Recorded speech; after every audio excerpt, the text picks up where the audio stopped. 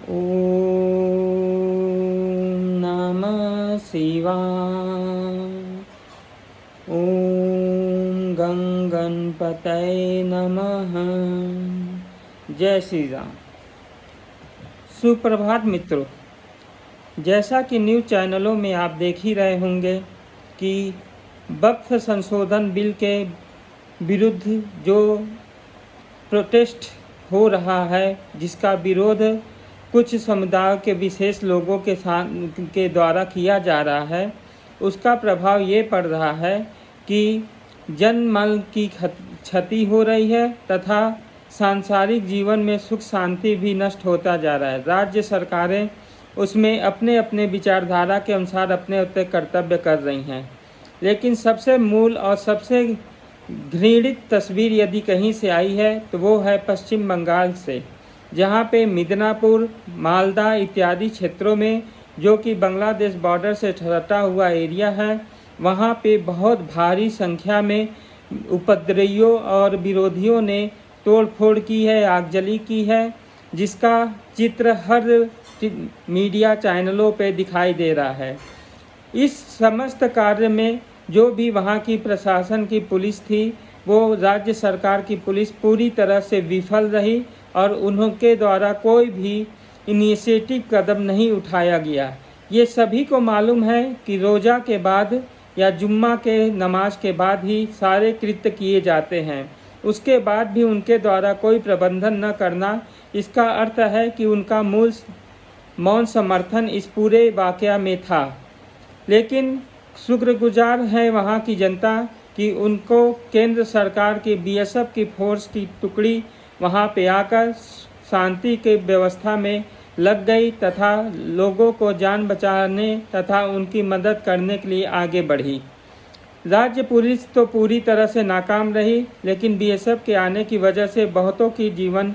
की रक्षा हो सकी तथा बहुत प्रॉपर्टियाँ जो जलने वाली थी उन्हें भी बचा लिया गया। लेकिन ये सब कार्य करने के बीच में उपद्रवियों ने इतना अधिक नुकसान पहुंचा दिया है, उसका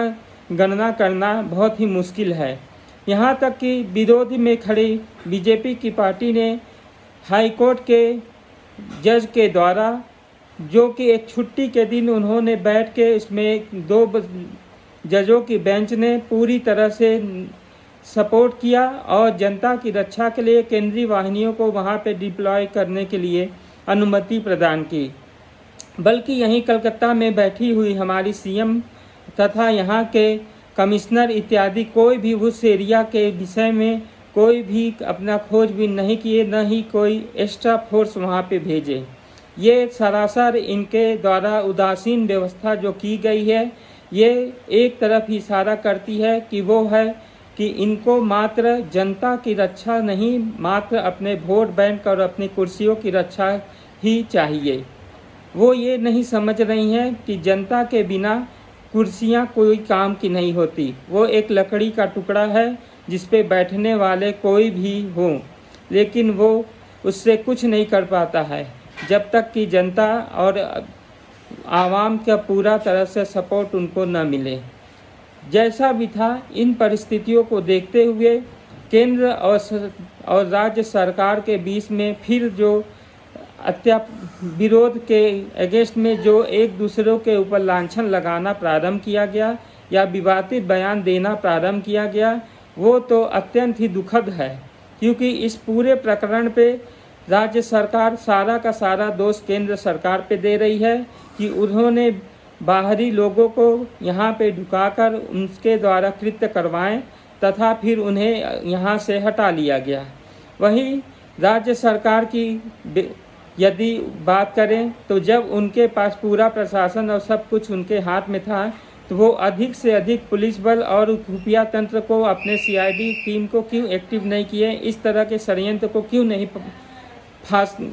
ख़त्म किए, षड्यंत्रकारियों को गिरफ्तार करते तथा षड्यंत्र से जुड़े हुए जितने भी आयोग थे उन्हें नष्ट करते। और यहाँ तक कि इस तरह के जब विरोधाभास उनको सुनाई दे रहा था या समझ में आ रहा था, जानकारी थी, तो इसके अगेंस्ट में वो कड़े कदम क्यों नहीं उठाए, क्यों वो इंतज़ार करते रह गए बीएसएफ वालों के आने का। और केंद्रीय बल का कोर्ट के द्वारा वहाँ पे भेजने का। ये सब चीज़ें ये दिखाती है कि अपनी नाकामी को छिपाने के लिए वो दूसरों के ऊपर जो दोषारोपण कर रही हैं, ये सरासर गलत है। ये जनता के साथ जो धोखा किया जा रहा है वोट बैंक की राजनीति में, ये देश के लिए ही नहीं पूरे समाज के लिए ही बहुत ही घृणित और बहुत ही दुखद समाचार है। इसके बाद आगे से जो प्रशासन को करना चाहिए उसको ईमानदारी से करे, अन्यथा इस तरह की परिस्थितियों में जनता के पास एकमात्र उपाय रह जाता है कि कोई भी टैक्स इत्यादि का पेमेंट न करें, बल्कि अपनी सुरक्षा, अपने जान मान, परिवार की रक्षा के लिए स्वतः ही अपना संज्ञान लें और अपने हथियार हाथ में उठाएं। और ये दिन बहुत ही घटिया और बहुत ही दुर्दिन होगा इन प्रशासन में बैठे हुए अधिकारियों का, जो सत्ता पक्ष के प्रति अपना जो ईमान दिखाते हैं, निष्ठा दिखाते हैं, उनके लिए भी। क्योंकि इस तरह के निष्ठावान तंत्र हमारे देश में या किसी भी लोकतांत्रिक व्यवस्था में रहना अत्यंत ही दुखद और अत्यंत ही घातक सिद्ध होती है। इस तरह के व्यवस्थाओं को पूरी तरह से उखाड़ना अत्यंत आवश्यक है। और बात रही जानमाल की क्षति और इत्यादि की, तो ये जितने भी क्षति हुई है इसमें ज़्यादातर क्षति उन बहुसंख्यकों के लिए हुई है जहाँ पे वो अल्पसंख्यक थे। मेरा ये भी विचार होगा कि केंद्र और राज्य सरकारें ये सोच लें कि केंद्र की परिभाषा अल्पसंख्यकों की क्या है और उनके प्रति दिया गया जो सहायता है वो क्या है। क्योंकि बहुसंख्यक होते हुए भी उन्हें अल्पसंख्यकों की संज्ञा जो दी जा रही है तथा उन्हें जो बेनिफिट दी जा रही है उसको भी खत्म करना अत्यंत आवश्यक है। इस तरह के घटिया लोगों का समाज में रहना बहुत ही घातक सिद्ध हो सकता है। इसलिए मेरा अनुरोध है कि सरकार पूरी निष्ठा से, खासकर पुलिस विभाग और सशस्त्र वाहिनियां जो भी देश के सुरक्षा के लिए तैनात की जाती हैं, जान माल की क्षति को बचाने के लिए तथा जनता के लिए अपने कार्य करने के लिए इस पोस्ट को धारण करते हैं, अपनी वर्दी को धारण करते हैं, वो जनता के प्रति जवाबदेही दे, न कि किसी एक मंत्री या पार्टी के प्रति अपनी निष्ठा दिखाएं। इस तरह की घातक निष्ठाओं को से अपने आप का दूर रखें और इससे परहेज करें। जय हिंद, वंदे मातरम।